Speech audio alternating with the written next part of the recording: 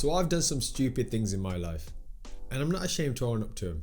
And when it comes to property investing and making bad calls, I am the self-proclaimed king of mistakes. And today, my friends, what I want to do is run through why selling your assets could be the biggest mistake you'll ever make. Now, if you remember a while ago, I did a video on my first ever house, and a few of you watched this. Thanks guys. But even within that video, I was quick to outline some of the things that I did wrong, like not negotiating properly or reclaiming my Japanese not-read fees, etc, etc. However, I was bored this Sunday and I was just googling around, messing around on the internet, and I thought I'd check out the house price of my first ever buy-to-let. Now, although Zoopla price estimates aren't the holy grail when it comes to market value of properties, I almost threw up my breakfast. £89,500 price increase in 10 years of my first ever buy-to-let purchase. And given the market and looking at some of the house prices within that particular area, as I know it very well, that's actually very conservative. In fact, I'd say it's going to be over £100,000 that it's gone up by since I bought it. And guys, that's over £10,000 a year. Now, of course, the reason for selling that was to buy a residential home, a new build as well, which, well, in my eyes was another stupid mistake. And in hindsight, well, I didn't know what I know now.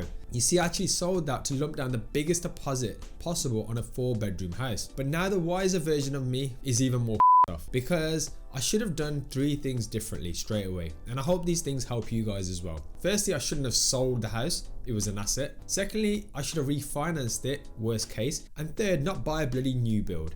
Actually, there's a fourth as well. Not put down such a large deposit on the new build. But anyways guys, what I want you guys to try and think about is capital appreciation and investments as long-term projects that really only change your true life in terms of wealth down the road. It's not something that's going to make massive differences within 1 or 2 years. I mean, let's imagine you had a couple of these, or let's just say one. £100,000 increase in a decade, given the way the economy is right now.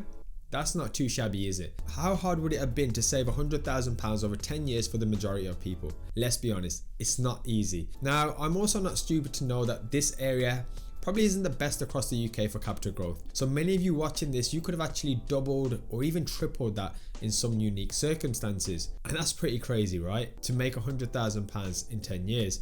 And that is why, if you are able to hold on to your properties, my friends, maybe refinance as and when you must, I would strongly urge you try and do that. I sold my first buy-to-let and I sold my first HMO, and today I sit here regretting it. And I'd hate for you all to sit back in 10 years time and think, I should have listened to the anxious investor. Now, if you stuck around this far, it is that time for me to say, firstly, thank you so much for sticking around when you could have been doing anything, but you chose to spend a few moments with me. And that makes you pretty awesome. So until next time, guys, thank you so much for watching. And if you do have any mistakes or anything that you think may help the community, I'd really appreciate you dropping that down below. So until next time, guys, thanks for watching.